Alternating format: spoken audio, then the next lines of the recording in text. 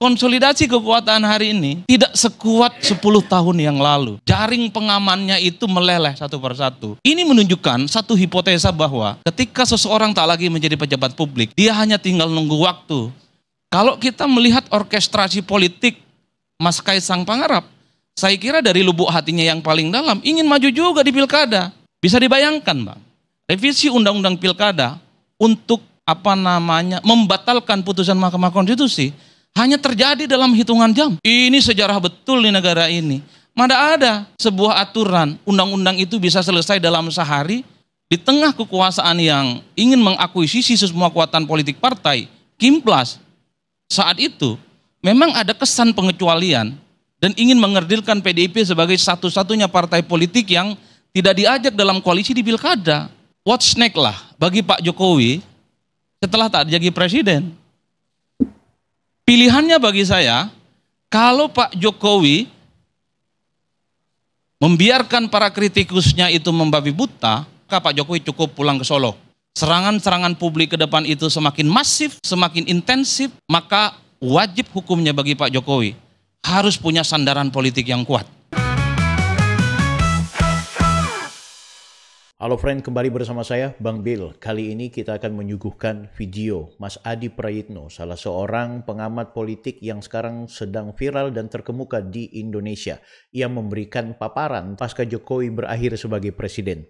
Ada saran-saran yang kemudian penting untuk dilakukan oleh Jokowi, termasuk juga untuk membentengi keluarganya dari serangan para kritikus. Simak video ini.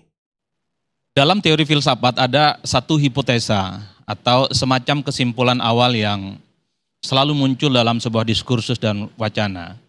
Hipotesa secara sederhana untuk menilai apakah seorang pejabat publik setelah dia tak lagi menjadi pejabat publik, aura kebintangannya tetap terawat ataupun tidak, tentu nanti setelah tanggal 20 Oktober. Keyakinan sementara, rata-rata secara umum, biasanya kalau seorang presiden, gubernur, bupati, wali kota, dan ketua-ketua lembaga yang ada di negara ini, setelah tak lagi menjadi pejabat publik, tak lagi menjadi presiden, biasanya aura kebintangannya hilang, Bang Karni. Dulu SBY ada satu istilah yang saya kira cukup bombastis. Anak yang baru lahir itu juga bukan nangis, tapi menyebut nama SBY karena saking populernya saat itu. Approval ratingnya tinggi, popularitasnya juga tinggi, elektabilitasnya juga sangat tinggi. Nggak ada yang bisa membantah.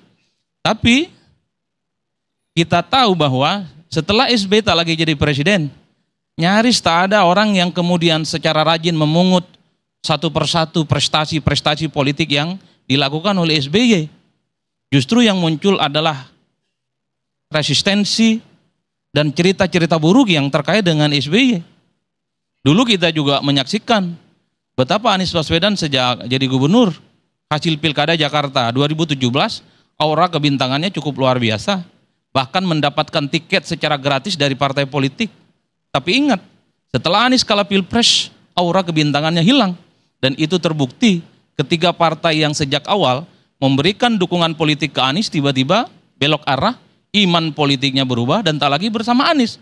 Per hari ini sekalipun, nyaris tak ada orang yang kemudian memuji-muji dan memungut prestasi dan pikiran-pikiran Anies secara signifikan. Mungkin hanya jubir yang saya kira rata-rata newcomer dalam politik kita, sekelas Sudirman Said dan lain-lainnya, nyaris mereka balik badan dan tak lagi ingin bersama Anies Baswedan. Saya termasuk yang meyakini setelah tanggal 20 Oktober, aura kebintangan Jokowi akan hilang. Kalau dalam definisi crash landing itu seperti Gus Dur, ada impeachment, ada huru-hara, dan ada proses pemakzulan di tengah jalan, saya kira memang tak akan terjadi pada Jokowi. Per hari ini semuanya sangat terlihat soft. Dan proses pergantian dari Jokowi dan ke Prabowo memang ini seakan-akan memang tak akan ada terjadi huru-hara apapun, tidak ada yang membantah. Bahwa approval rating dan survei yang terkait dengan Jokowi per hari ini tinggi, ya, tak ada yang bisa membantah. Ada dua instrumen yang saya kira akan kekal melekat pada Jokowi soal tingkat kepuasan publiknya itu. Pertama wajah infrastruktur, yang kedua dengan bansos. Hanya itu saja yang diingat orang dari Jokowi.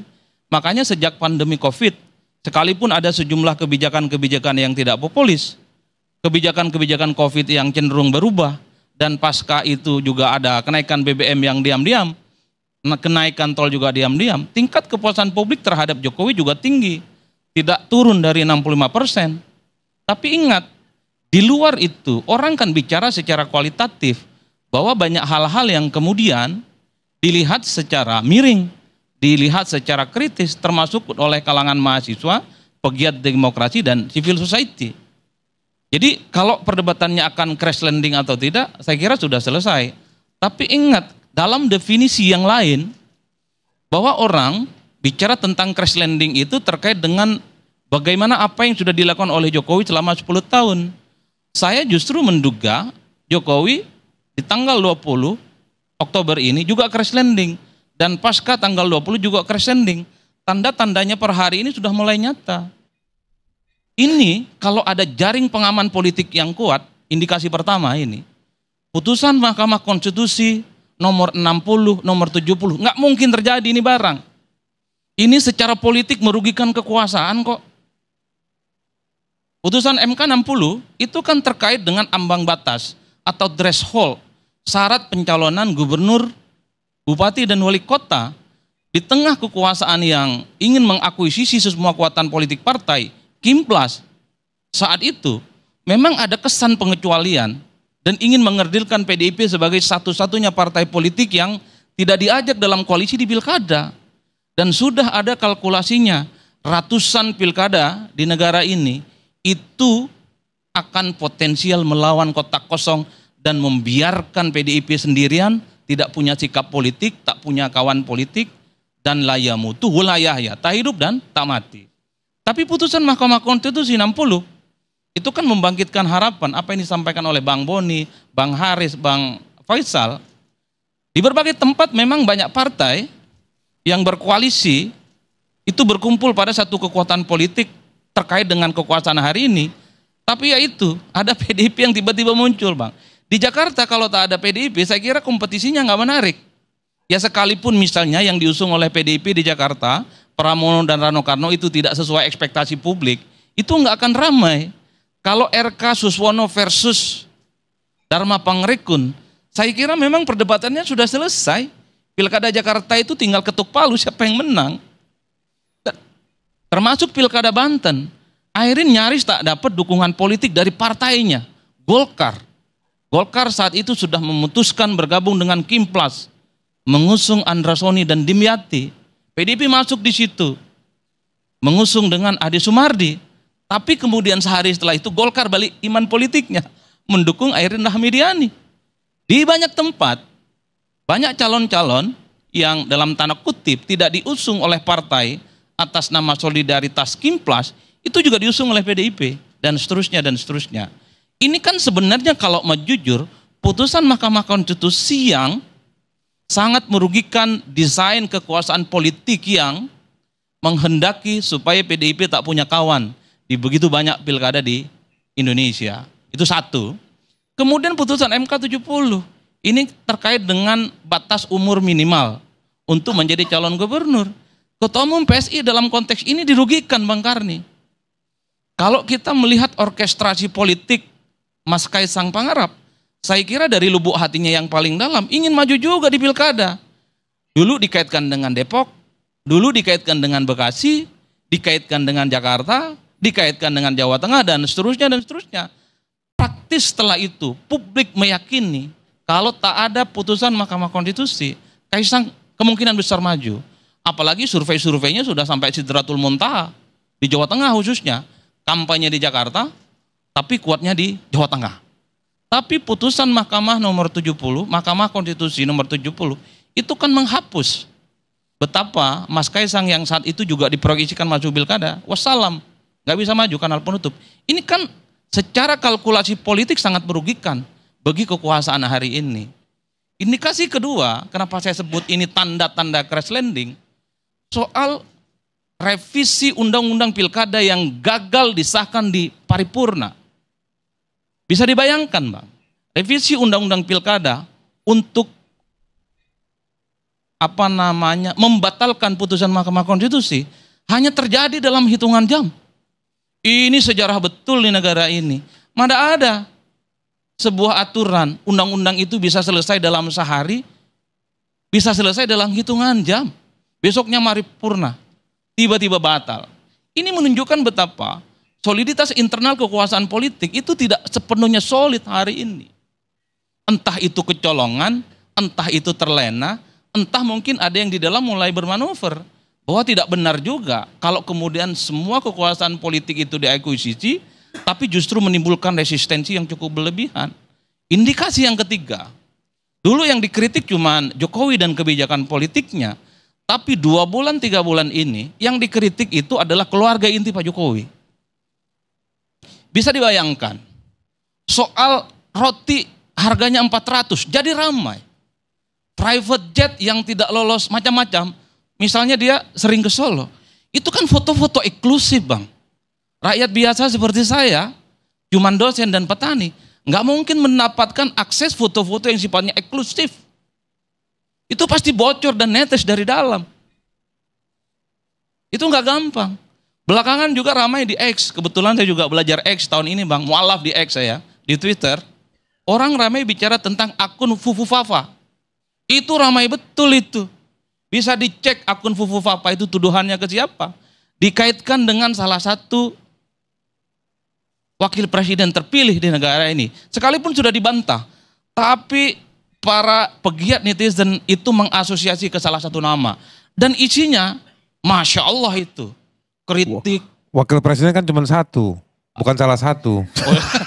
Abang lah tafsirkan itu. Dan akun Fufu Fafa itu screenshotnya luar biasa betul. Prabowo dihabisin, dikritik, para artis, PKS, semua kelompok-kelompok kritis saat itu dihabisin Bang. Dan itu ramai. Ini menunjukkan betapa konsolidasi kekuatan hari ini tidak sekuat 10 tahun yang lalu.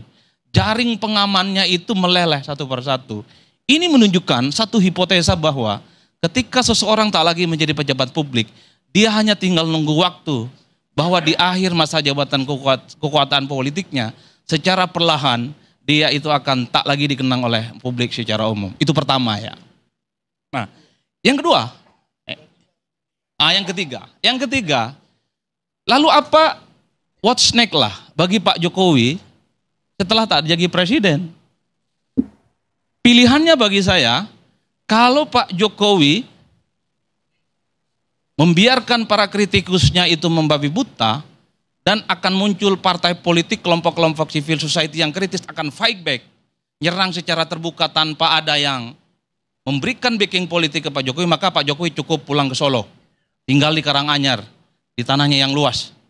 Tapi kalau ada harapan, serangan-serangan publik ke depan itu semakin masif, semakin intensif, maka wajib hukumnya bagi Pak Jokowi harus punya sandaran politik yang kuat. Karena ke depan yang dibicarakan orang itu bukan soal approval rating lagi. Bukan soal ada anaknya jadi wapres. Bukan soal menantunya jadi gubernur. Bukan itu lagi.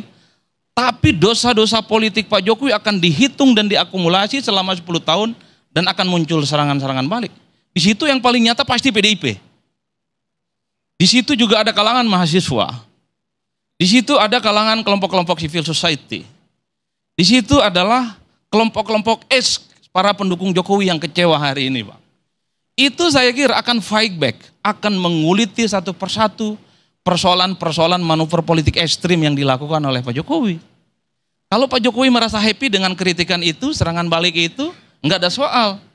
Cuman kalau serangan politik yang kemudian muncul itu sangat ekstrim, dia itu mengakar kemana-mana serangan politik yang sampai keluarga besarnya, tentu Pak Jokowi itu butuh sandaran politik yang kuat. Bagi saya, Dewan Pertimbangan Agung itu tidak punya backup politik yang solid. Satu-satunya backup yang solid adalah bagaimana Pak Jokowi menjadi bagian dari partai yang kuat. Kalau tidak di Golkar, ya Gerindra. Karena kalau hanya mengandalkan Projo, kalau hanya mengandalkan PSI, saya kira akan babak belur, Bang. Per hari ini sekalipun perang narasi terkait dengan serangan-serangan ke Jokowi dan keluarga besarnya, keok mereka di medsos. Gak ada yang pasang badan. Projo tak ada pasang badan, PSI tak ada pasang badan. Dan per hari ini juga, partai yang sejak lama menyatakan tegak lurus dengan Pak Jokowi, satu persatu warna pasang badannya ke Jokowi mulai hilang. Enggak ada tuh partai-partai seperti Gerindra, Golkar, Demokrat, dan PAN pasang badan dan marah-marah. Ketika akun Fufofapa, ketika Mas Kaisang dan yang lainnya dikritik, enggak ada. Yang bela itu cuma kawan-kawan Projo dan PSI. Ini kan menunjukkan bahwa pesona kebintangan Pak Presiden secara perlahan, tinggal nunggu 1 bulan 8 hari, itu judul diskusi kita, akan sirna. Ini masih jadi presiden, apalagi tak jadi presiden. Oleh karena itu bagi saya, ini sebagai support kepada Pak Presiden Jokowi. Tak ada cara lain untuk mengantisipasi serangan-serangan balik yang saya kira cukup menukik. Satu-satunya cara adalah harus menjadi bagian dari partai politik yang kuat. Entah itu Golkar ataupun Gerindra. Hanya partai ini yang saya kira punya instrumen, punya aktivis, punya jejaring politik yang saya kira akan mampu menghadapi serangan-serangan secara masif dan agresif selama Pak Jokowi setelah tak lagi jadi presiden. Oleh karena itu semua sangat tergantung Pak Jokowi. Pada akhirnya Pak Jokowi itu akan dipertaruhkan dengan satu istilah yang saya kira disebut dengan notorius ataupun populer setelah tak lagi presiden. Ini sangat tergantung bagaimana para pendukung dan diskursus publik yang muncul. Kalau Pak Jokowi punya backup politik yang solid, entah itu dari partai, dari instrumen-instrumen yang lain, bahwa semua legasi Pak Jokowi ini akan harum, maka Pak Jokowi akan dikenal sebagai orang yang sangat populer. Infrastruktur oke, bansos oke, manuver politiknya mantap. Tentu harus dibangun diskursusnya dengan para supporter-supporter politik yang kuat. Tapi sebaliknya, kalau supporter politiknya tidak kuat, maka yang akan terjadi adalah notorius. Pak Jokowi memang terkenal, tapi terkenal keburukannya. Yang dicicil itu adalah soal politik dinasti, keluarga besarnya yang tidak sederhana, hidupnya sangat elitis, dan seterusnya, dan seterusnya. Dalam konteks itulah saya kira, dari lubuk hati yang paling dalam, saya tak yakin bahwa Pak Jokowi hanya pulang kampung ke Karanganyar, membiarkan semua para orang yang selama ini sakit hati ataupun terdolimi akan diam dengan itu semua. Oleh karena itu pastinya Pak Jokowi sedang berpikir untuk mencari satu sandaran politik yang pastinya akan diandalkan supaya serangan-serangan itu bisa ditangkal dan ada orang yang kemudian pasang badan. Dan sorry itu saya sekali lagi, kalau hanya PSI dan Projo itu tak cukup lah menghadang bagaimana statement-statementnya Bang Faisal, Bang Hari Azhas, kawan-kawan mahasiswa dan kawan-kawan PDIP nantinya. Yang benar dari Allah, yang salah dari setan. Terima kasih. Assalamualaikum warahmatullahi wabarakatuh. Bagaimana? Keren ya pikirannya Mas Adi. Aku pikir ini penting selain menjadi kritik, ini juga menjadi saran yang diberikan oleh salah seorang pengamat yang ada di Indonesia kepada Joko Widodo selaku presiden yang akan berakhir tinggal beberapa hari ke depan. Ini juga penting untuk kemudian menyelamatkan masa depan politik sang Raja Jawa Jokowi. Saya Bang Bil, terima kasih.